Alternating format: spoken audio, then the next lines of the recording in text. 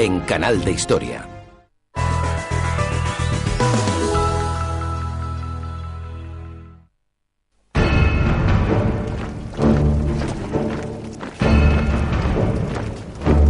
Ahora cuesta creerlo, pero entre 1936 y 1939, casi 2.500 civiles británicos e irlandeses abandonaron sus hogares para luchar en una guerra extranjera. Lo hicieron sin decírselo a sus familias, sin recibir paga y sin el apoyo de su gobierno. Lo hicieron por sus creencias, sus convicciones y su deseo de frenar la negra sombra del fascismo. Fueron a España, un país destrozado por una brutal y sangrienta guerra civil. Acudieron a defender al gobierno republicano de un levantamiento encabezado por el general Franco y apoyado por Adolf Hitler. Integrados en las brigadas internacionales, más de 500 británicos e irlandeses murieron en los campos de batalla españoles. Y aquellos que regresaron se convirtieron en marginados en su propio país. Era una elección sencilla porque se trataba de acabar con el maldito fascismo. Estando en el hall de un hotel, alguien se puso en pie y gritó: «España es roja». Yo contesté: «Sí, es roja, roja de sangre».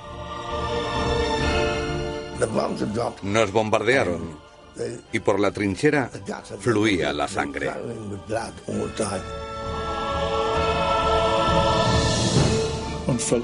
Era una causa justificada con la que identificarse.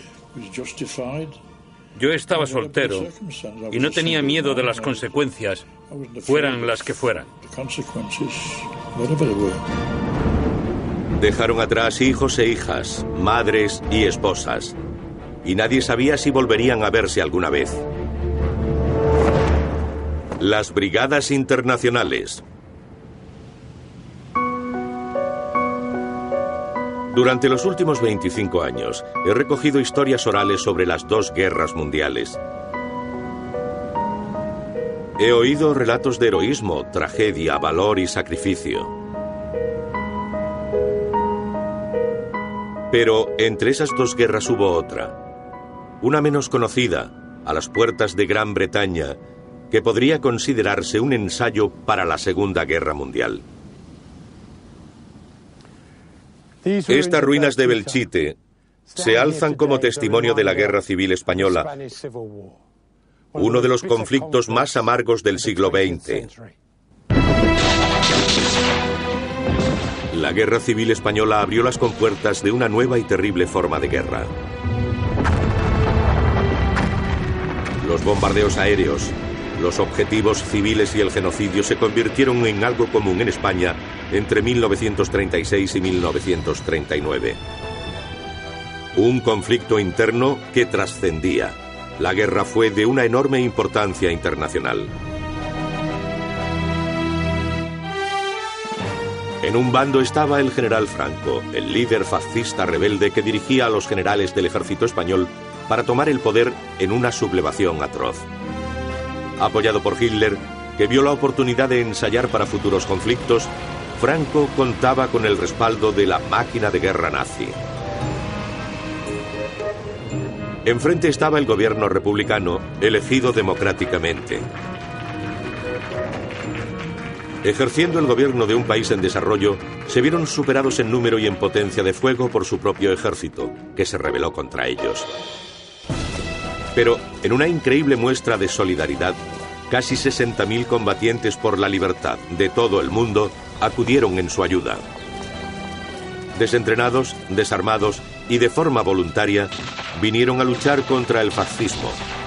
Y durante los 3 años siguientes, casi 10.000 perderían la vida.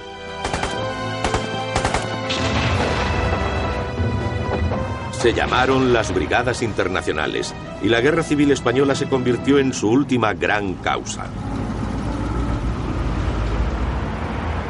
En la ribera sur de Londres se alza un monumento en honor a las Brigadas Internacionales. Y una vez al año el decreciente grupo de veteranos se reúne aquí para recordar a los camaradas caídos. Hace 70 años, sin que sus familias lo supieran, partieron de Gran Bretaña hacia un país que no conocían, a tomar las armas contra el fascismo. Ninguno de ellos era soldado, ninguno de ellos hablaba español y ninguno de ellos sabía qué le esperaba. Pero todos, sin excepción, estaban dispuestos a entregar su vida por la República Española, para derrotar a Franco y contener la expansión del fascismo por Europa. Cuesta creer que hoy pueda darse semejante solidaridad y sacrificio. La España actual es muy diferente de la de 1936. Ahora es un motor económico, político e industrial de la Europa moderna. Pero a comienzos de los años 30 era un país fuertemente dividido.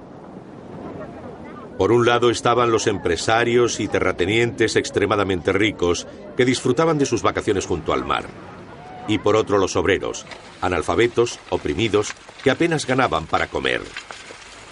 En 1936, España era un país pobre. Y había 24 millones de personas pobres, la mitad analfabetas, 8 millones increíblemente pobres y 2 millones sin tierra. Desde la instauración de la República en 1931, España se había convertido en un país de maniobras, manipulaciones y maquinaciones políticas. Mientras los ricos terratenientes veían a los republicanos repartir sus tierras y casas entre la clase obrera, la rebelión se palpaba en el ambiente. Cuando hablamos del golpe de Estado de 1936, tendemos a olvidarnos del golpe de Sanjurjo de 1932, que fue controlado fácilmente por el gobierno republicano. Y fue un error pensar que el del 36 iban a poder reprimirlo del mismo modo. Se equivocaron, ya que fue un golpe de Estado mucho más fuerte. En 1936 se incrementa la violencia y los asesinatos políticos, mientras la derecha española reclama lo que considera suyo.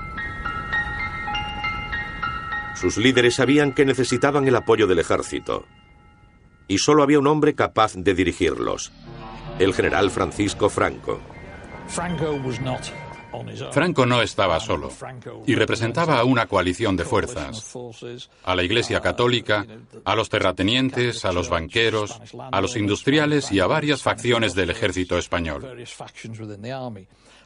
Dicho eso, al comienzo del golpe, Franco solo era uno más, y cuando se planeó todo no se pensó en él como posible dirigente. El hombre que se suponía que iba a estar al mando era el general Sanjurjo, pero falleció en un accidente aéreo en Lisboa. Mientras Franco planeaba su golpe desde la capitanía de las Islas Canarias y convencía a Hitler para que apoyara su acción, la amenaza del fascismo crecía también en Gran Bretaña. Oswald Mosley y sus camisas negras iban cobrando protagonismo en Londres. A todos aquellos preocupados por la expansión del fascismo en Europa, les inquietaban Mosley y sus seguidores.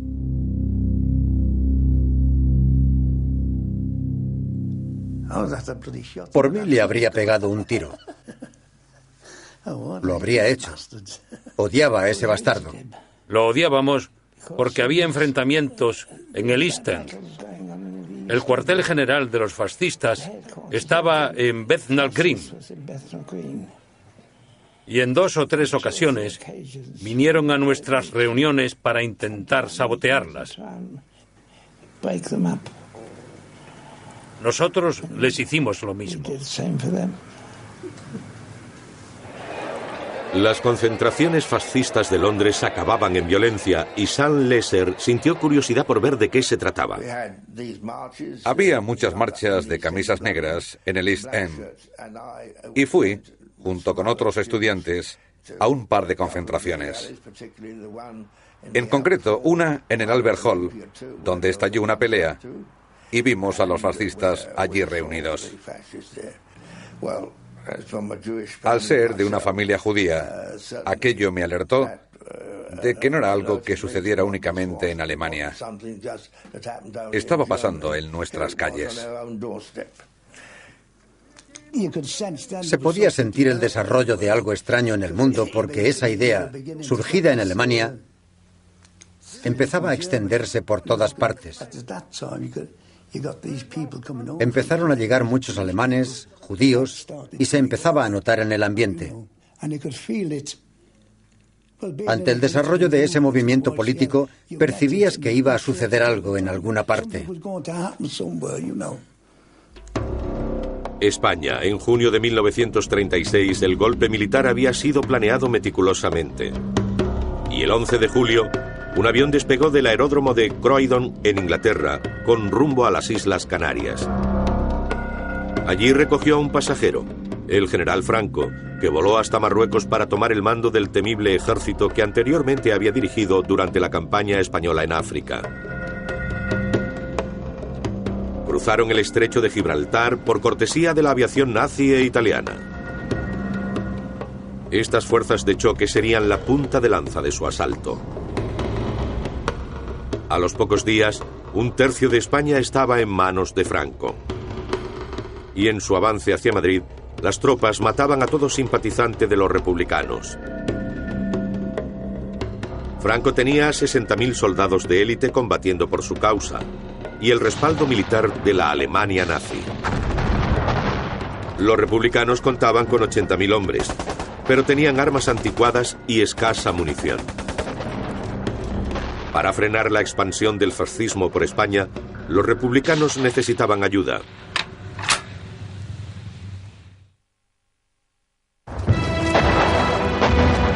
A finales del verano de 1936, la guerra civil española se había extendido por todo el país y Franco avanzaba hacia Madrid. En Gran Bretaña muchos se alarmaron ante las atrocidades cometidas en España. Pero el primer ministro Baldwin no estaba dispuesto a implicarse. A pesar de las peticiones de armas y municiones de la República, los políticos británicos negaron la ayuda. Junto con Francia y otros 27 países, firmaron un acuerdo de no intervención que les impedía prestar ayuda a los republicanos. Pero Alemania e Italia no firmaron, y no tardaron en enviar armas y personal a cambio de dinero y valiosos minerales.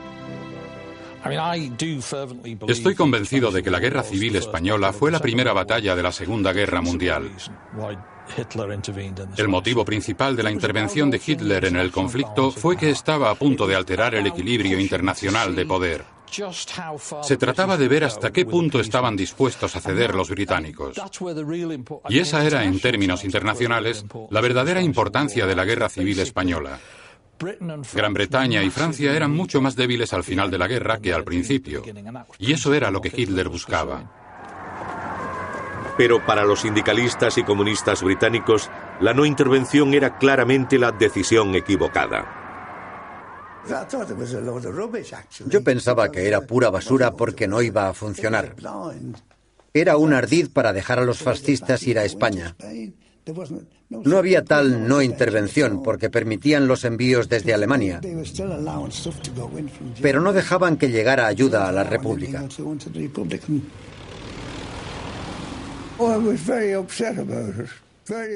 Yo estaba muy molesto porque había un gran número de personas manifestándose en Inglaterra a favor del apoyo a la República Española.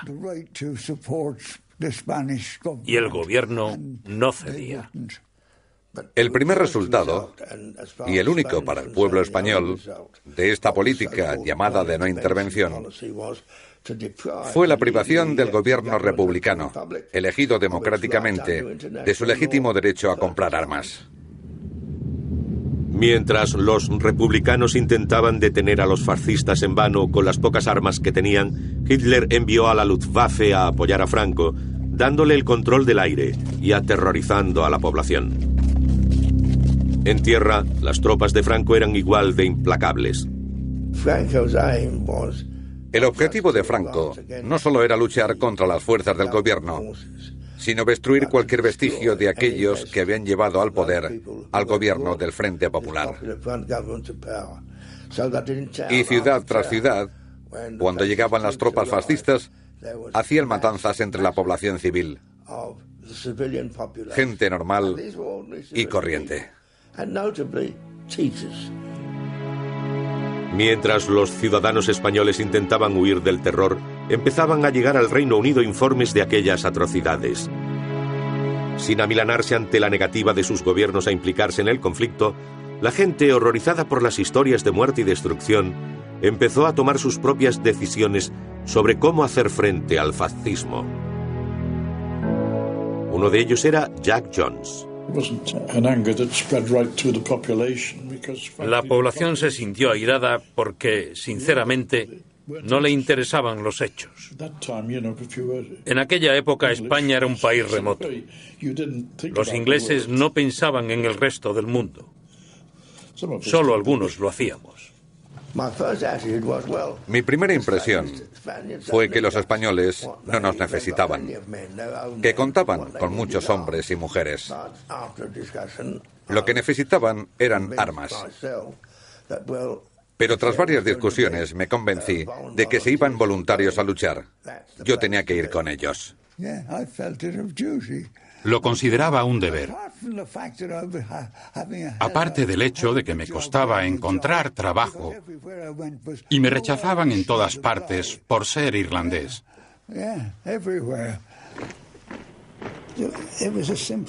En realidad era una elección sencilla porque se trataba de acabar con el maldito fascismo. Hay que tener en cuenta que yo estaba motivado políticamente. Pertenecía a una organización política en la que sabíamos qué estaba pasando. Pensábamos que si no cortábamos aquello ya, sería imparable. Por eso me presenté voluntario para ir a España. Ese fue mi motivo. Solo luchar contra el fascismo. Casi ninguno de ellos había estado antes en el extranjero y muy pocos sabían con seguridad qué les esperaba. Con agentes del gobierno dispuestos a arrestar a los voluntarios, cualquier persona alistada debía ser discreta. La mayoría se lo ocultaba incluso a sus seres más queridos. ¿Qué dijo tu madre sobre el hecho de que fueras a España? No lo supo hasta que llegué allí. Ivy no sabía que había ido. ¿No se lo dijo? No. ¿Ya estabais prometidos entonces? No, estábamos saliendo y le envié una postal desde Londres diciéndole que me iba a España y que la volvería a ver a mi regreso. Eso fue todo. Mi hermano pequeño lo sabía.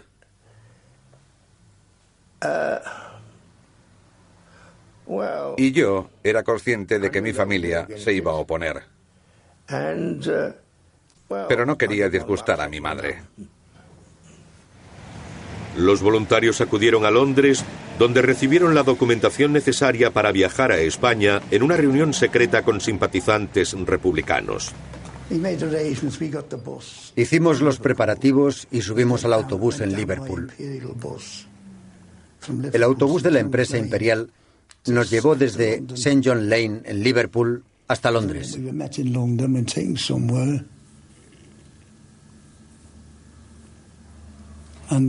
Allí nos reunieron en algún sitio y nos trajeron los billetes para cruzar el continente en barco. Nos recogieron en Francia y nos quitaron los billetes de regreso por si a alguno de los chicos se le ocurría volverse. No lo sé. De todos modos, continuamos hasta Figueras. Me dieron 10 libras para comprar un billete a París y una dirección a la que dirigirme cuando llegase allí. Así que cogí mi equipaje y me marché sin decirle nada a mis padres, ni a mi hermano pequeño, que había jurado guardar el secreto. La enfermera de 27 años, Penny Fievel, acababa de perder su trabajo en Gran Bretaña. Desempleada y sin dinero, Penny fue animada por otras enfermeras simpatizantes a alistarse como parte de la ayuda médica a España. Me dirigí a una de las chicas y me preguntaron: bien, ¿te presentas voluntaria para ir a España? Yo no sabía nada al respecto. Les pedí que me informaran y me hablaron sobre la situación en España. Me dijeron que las monjas apoyaban a Franco y eso me conmovió. Yo era una chica muy joven y emotiva y me dijeron: ve a Tottenham Court Road, sube las escaleras y verás a la gente de la ayuda médica a España. Lo hice y me enviaron a España casi al instante. Me equiparon y al día siguiente me puse en camino.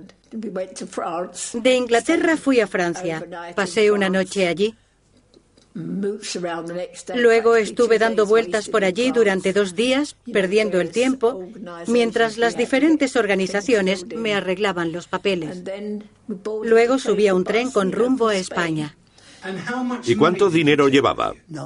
Nada. Nunca tenía dinero. El que tenía 50 céntimos podía considerarse rico. Nunca tenía dinero. Nos dieron comida cuando llegamos a Londres y cuando llegamos a París. Nos alojaron en un barrio obrero de París y nos dijeron que mantuviésemos en secreto nuestro destino. Pero a mí no me pareció que hicieran las cosas muy en secreto, porque la gente gritaba: los aviones para España. Era un secreto a voces. Todo el mundo sabía que íbamos a España. Pero el camino del irlandés Paddy Cochrane hasta España no fue tan sencillo. Cuando estalló la Guerra Civil Española, fui caminando hasta Londres. Me dirigí a la sede del Partido Comunista, pero no me aceptaron porque no tenía experiencia militar. En principio, no querían admitir a cualquiera. Entonces leí en el News Chronicle que se buscaban conductores de ambulancia para España. Querían enviar ambulancias y mantenerlas operativas en España. Mandaron 6 y yo fui en una de ellas.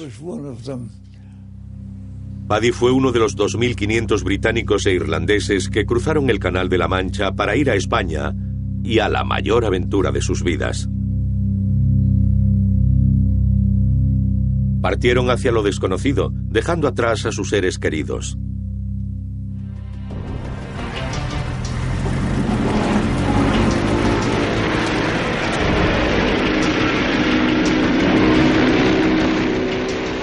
Mientras los voluntarios se abrían camino a través de Europa, Franco continuaba su avance.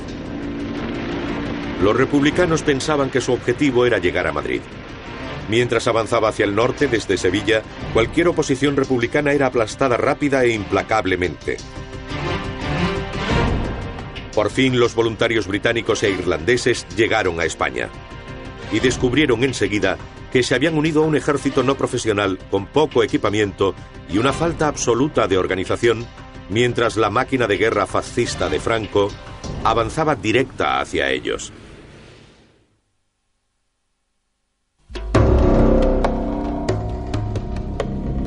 La Guerra Civil Española ya dura 3 meses cuando llegan los primeros voluntarios británicos e irlandeses. La infraestructura española se derrumba a medida que Franco destruye todo lo que se le pone por delante. Los republicanos, mientras tanto, utilizan todo aquello que puede ayudarles y empiezan a acostumbrarse a vivir en trincheras.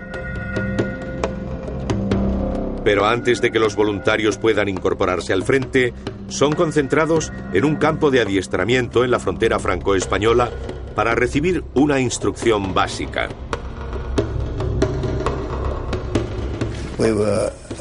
Nos enviaron a un castillo en Figueras, la primera gran ciudad española tras la frontera, y desde allí viajamos en tren hasta Barcelona.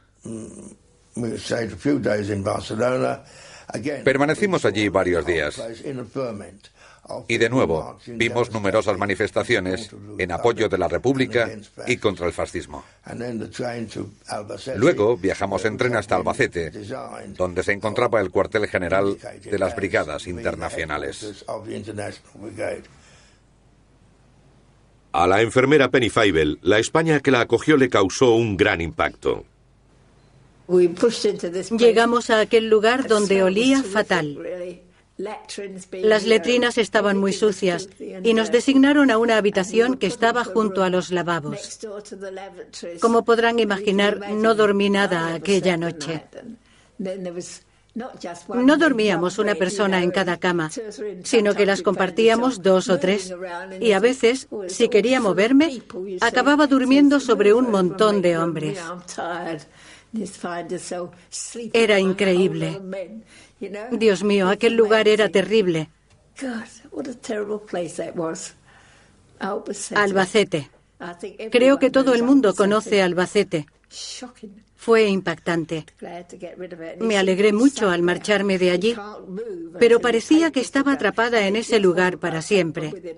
No podía moverme hasta que llegaran mis papeles. Y aquello no se conseguía en un par de horas, sino que pasaban varios días. Necesitaba certificados para esto y certificados para aquello. Todo el mundo parecía adaptarse bien a aquello. Supongo que soy un poco puritana. Pero se acostaban unos con otros y yo cerraba los ojos a todo aquello. Supongo que así son los tiempos de guerra. Hicimos un poco de instrucción y allí había de todo. Franceses, alemanes, había de todo. ¿De verdad? Sí, venían de todas partes. Había muchos alemanes procedentes de Francia, huyendo de Hitler, y muchos italianos que llegaban a Figueras. Mientras los voluntarios británicos e irlandeses y sus camaradas internacionales se acostumbran al entorno, el ejército de Franco avanza rápidamente hacia Madrid. Está apoyado por 3 columnas de tropas de choque marroquíes a las que precede su temible reputación.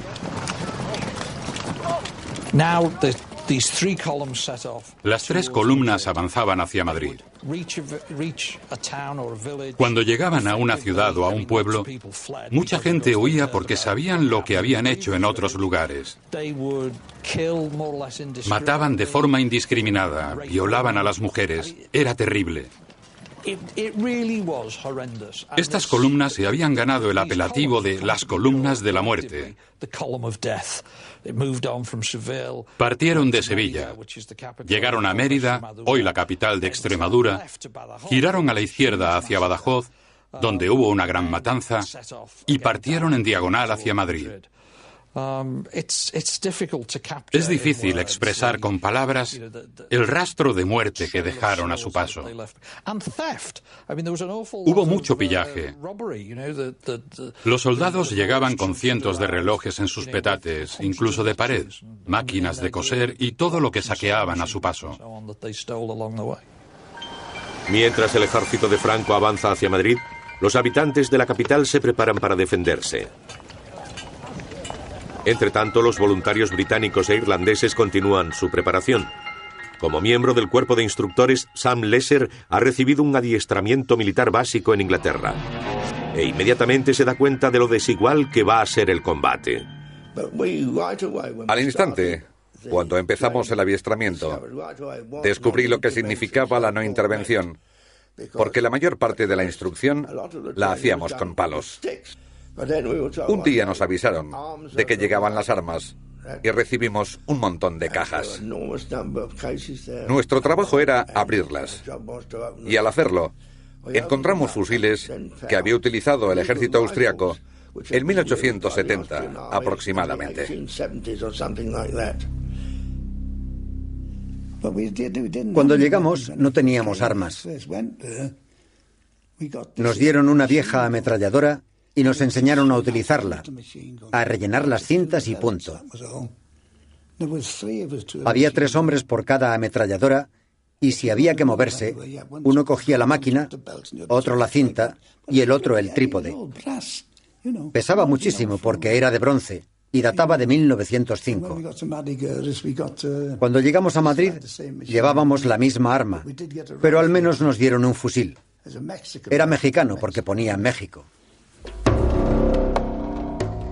Mientras los voluntarios se las apañaban con su armamento victoriano, el ejército de Franco, apoyado por la poderosa maquinaria bélica nazi, continuaba implacable hacia Madrid. En la capital española, los republicanos se preparaban para la inminente batalla lo mejor que podían. Eran inferiores en número y en armas, se atrincheraron y esperaron. Pero Franco cometería un error crucial. En vez de avanzar sobre Madrid, se dirigió a Toledo. En la carretera a Madrid hay un momento crucial a unos 130 kilómetros al suroeste de la capital, en un lugar llamado Maqueda. Allí, la carretera se bifurca y continúa por el noreste hacia Madrid y por el sudeste hacia Toledo.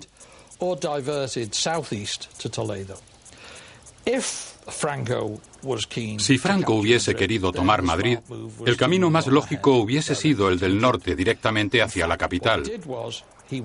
Pero lo que hizo fue girar al sudeste, a Toledo. En Toledo, el levantamiento de Franco se topó con varios problemas. Los republicanos habían contraatacado y unos 1.200 soldados de Franco quedaron sitiados dentro de una fortaleza aparentemente inexpugnable, el Alcázar. Sitiados con mujeres y niños y solo con grano y carne de caballo para comer, los franquistas lograron resistir. Al desviarse a Toledo, Franco pudo rescatar a las tropas asediadas en un arriesgado ataque que afianzaría su posición como líder indiscutible del régimen nacionalista.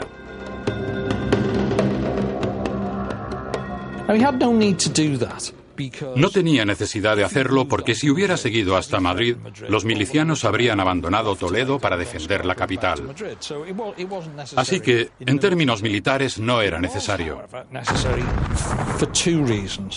No obstante, para Franco lo era por dos motivos. En primer lugar, el asedio del Alcázar se estaba convirtiendo en uno de los grandes hechos de repercusión internacional y, en cierto modo, Franco intentaba consolidar su posición como jefe supremo e ir a Toledo contribuiría positivamente a su estatus. Eso por un lado. Pero por otro lado, y mucho más importante, del que no todo el mundo es consciente, Franco no quería tomar Madrid.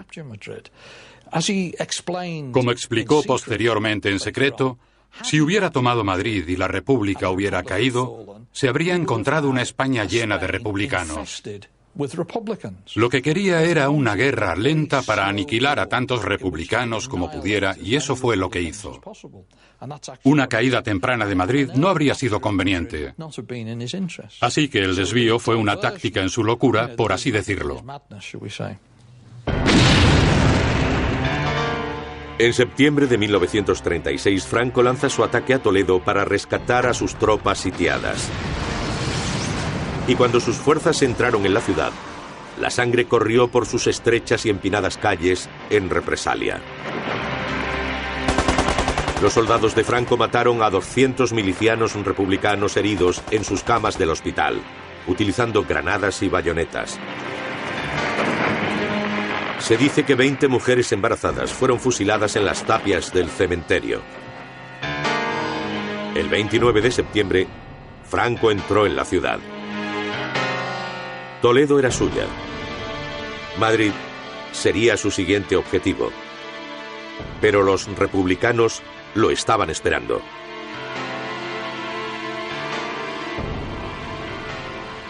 En Albacete, Sam Lesser y sus colegas ya están razonablemente armados y ansiando entrar en acción. No tardamos en acostumbrarnos a las exiguas instalaciones sanitarias que había disponibles, por llamarlas de algún modo. Seguíamos con la instrucción y una noche se corrió la voz de que cesaba la preparación porque los fascistas habían roto el frente de Madrid. Era la primera vez que oíamos hablar de ese frente.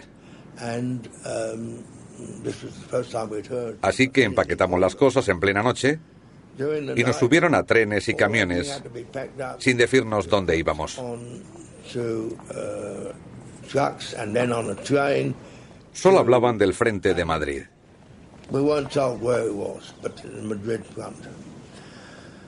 Viajamos durante la noche y llegamos a la estación del norte a primera hora de la mañana. Bajamos y formamos en filas.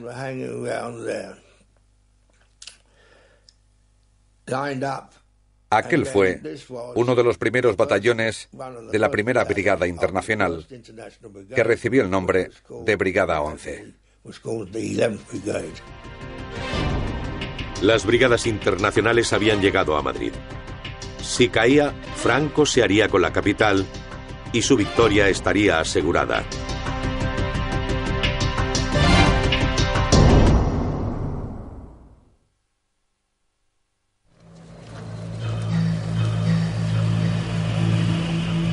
Mientras se acercaba el invierno de 1936, el pueblo de Madrid sabía que se encontraba en una situación desesperada. Cavaron trincheras mientras los soldados de Franco llegaban a las afueras de la capital. Los bombardeos y ataques aéreos esporádicos ya habían sembrado el terror en las calles.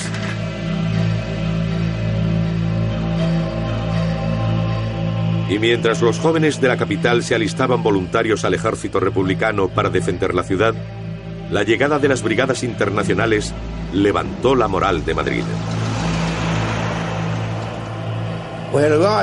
Llegamos allí, formamos en filas y marchamos por las calles.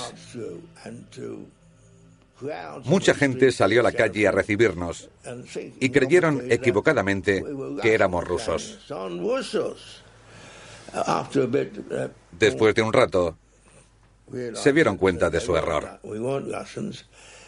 Nos subieron a unos camiones y nos llevaron al frente de Madrid.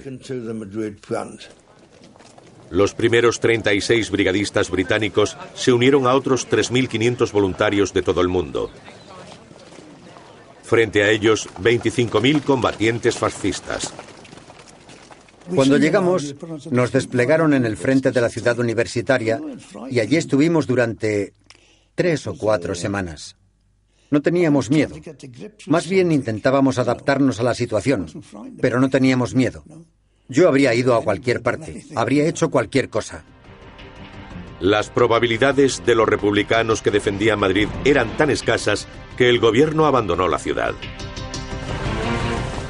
Pero las brigadas internacionales se quedaron y esperaron, sabiendo que los superaban en número y que se encontraban en la línea de fuego de los fascistas que avanzaban rápidamente hacia ellos.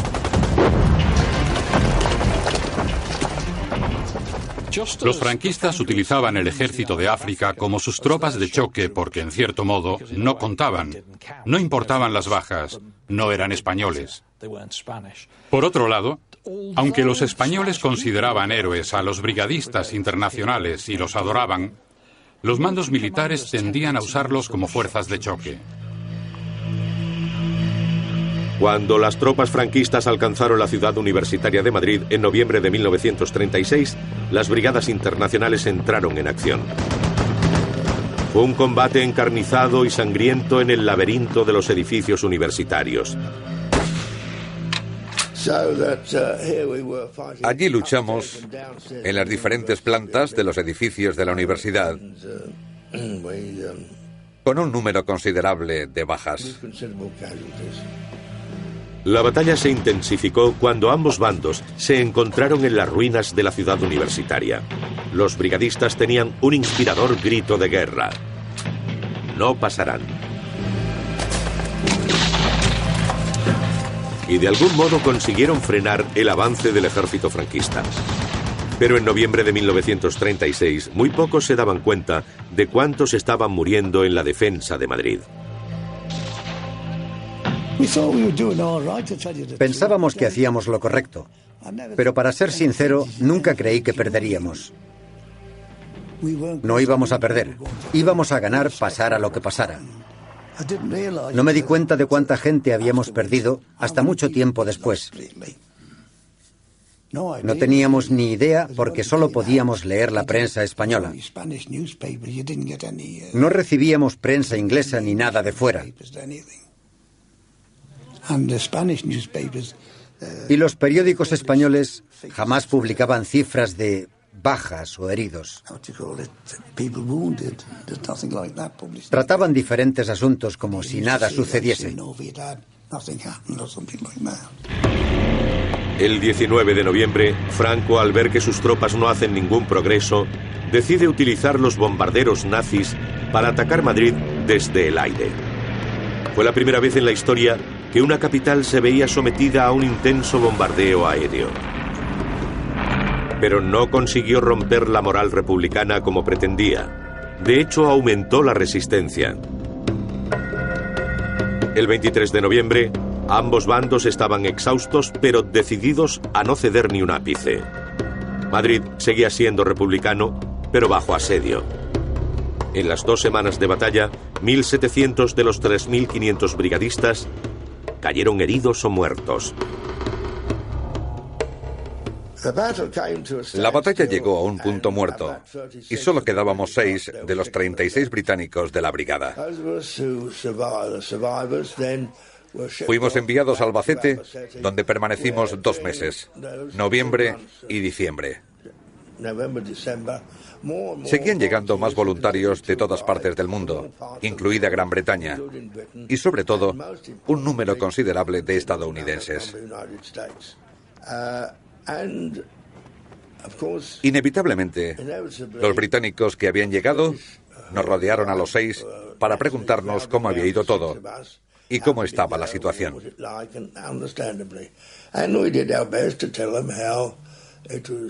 Hicimos todo lo que estaba en nuestra mano para contarles cómo era aquello y volvimos a la instrucción.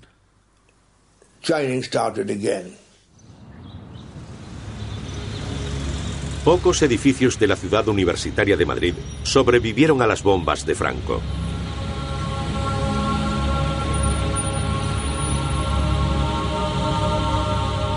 Pero increíblemente, el mismo que defendió Sam Lesser sigue todavía en pie. Más de 70 años después de haber luchado aquí, el brigadista de 93 años ha regresado.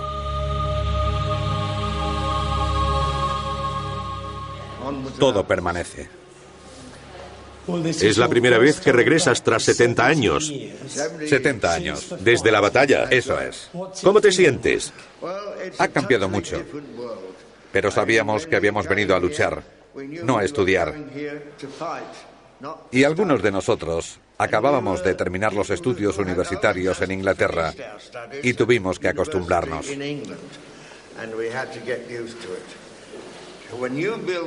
En aquella época, estos edificios eran nuevos. Y lo primero que tuvimos que hacer, nada más llegar, fue abrir agujeros en las paredes para disparar con nuestras armas al enemigo, que sabíamos que estaba apostado al otro lado del río Manzanares. Algunos fuimos a echar un vistazo por el edificio y encontramos la biblioteca, donde cogimos una gran cantidad de libros escritos en inglés, principalmente clásicos. Pero no los utilizamos para su propósito original, sino que los apilamos formando una especie de barricada de protección. Todos teníamos miedo porque el avistamiento que habíamos recibido en una situación de paz es muy diferente a verte en el campo de batalla, cuando sabes que al otro lado hay un hombre que quiere matarte y tú quieres matarlo a él. Pero nosotros tuvimos el honor de defender estos edificios de la ciudad universitaria contra aquellos que prohibían la palabra y mataban a los intelectuales.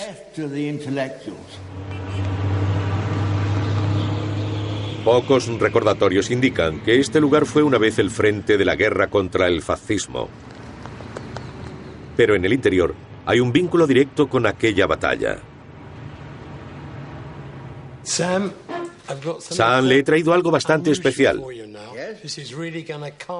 Esto va a transportarlo directamente a la violencia de aquella batalla y a lo que hicieron para prepararse. ¿Qué fue lo que utilizasteis de la biblioteca? Lo que utilizamos de la biblioteca fue una colección de libros en inglés. Cada hombre se llevó algunos. Recuerdo que John, los dos John, aparecieron con unas pilas de libros y dijeron, esto podría servir. Cada hombre cogió un montón. ¿Te gustaría ver esos libros? Por supuesto, los utilizamos como... Aquí tienes. Con los impactos. Dios mío, los han conservado. Mira, tiene la marca de una bala. Estoy impresionado.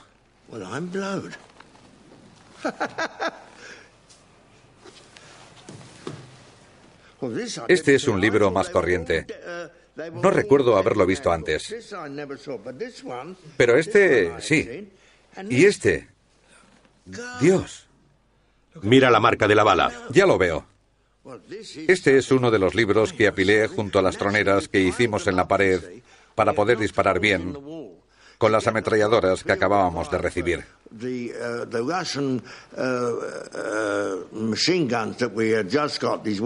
Lo que hicimos fue amontonarlos al lado para protegernos un poco, porque en algunas zonas habíamos hecho agujeros demasiado grandes. Luego nos marchamos y no volvimos a ver estos libros nunca más. Y aquí están. Vaya, aquí está después de todo este tiempo. Solo se me ocurre decir eso de que la pluma es más poderosa que la espada. Tengo en mis manos un libro que ha sobrevivido a todas las malditas balas que nos disparaban los fascistas. Es increíble. No tengo palabras. Mientras Sam y Jack se recuperan en Albacete, Madrid sigue siendo bombardeado y alcanzado por la artillería. Pero el hundimiento de la moral civil que Franco esperaba no se produce. A pesar de la muerte de 10.000 personas de ambos bandos, la capital sigue en manos republicanas y no están dispuestos a ceder. Ahora Franco tendrá que rodear Madrid sin tomarlo.